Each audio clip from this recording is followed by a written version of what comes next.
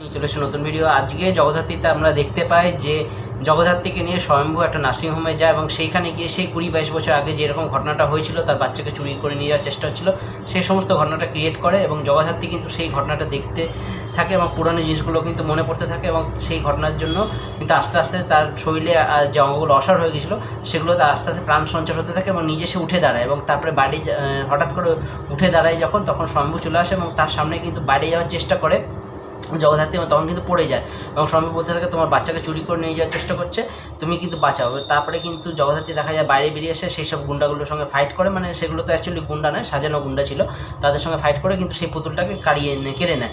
তারপরে কিছু বলতে হবে, তখন কিন্তু হঠাৎ করে দেখা যায় যে জগদ্ধাত্রী অজ্ঞান হয়ে পড়ে এবং তাকে তাড়াতাড়ি করে আইসিইউতে ভর্তি করা হয় এবং তারপরে স্বয়ম্ভু ফোন করে কৌশিকীকে জানায় যে আমাদের যে প্ল্যানটা করেছিলাম সেই প্ল্যানটা কাজ করেছে।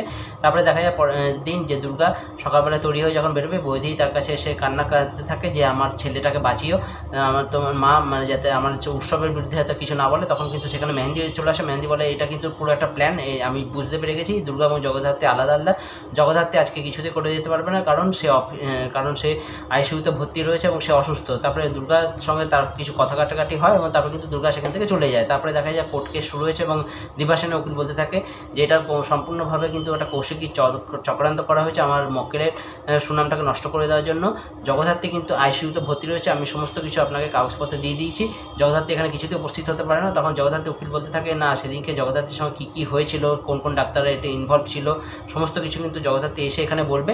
তখন দিবাসেনের উকিল বলতে থাকে হতে পারে না, তাকে কিন্তু আগেই মানে অজ্ঞান করে দেওয়া হয়েছিল। তখন জগদ্ধাত্রী উকিল বলবে না, অজ্ঞান হওয়ার আগে বেশ কিছু ঘটনা ঘটেছে, সেটা কিন্তু জগদ্ধাত্রী জানে, সেটা এসে বলবে।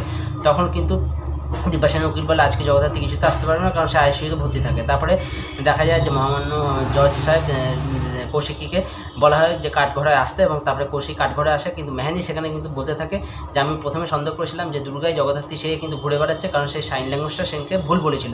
তারপরে এপিসোডটা এখানে শেষ হয়ে যায়। দেখা যাক কালকে কী হয়। বন্ধুরা, ভিডিওটা ভালো লাগলে লাইক করে দেবেন, চ্যানেলটাকে সাবস্ক্রাইব করে দেবেন, পাশে থাকবেন। নমস্কার।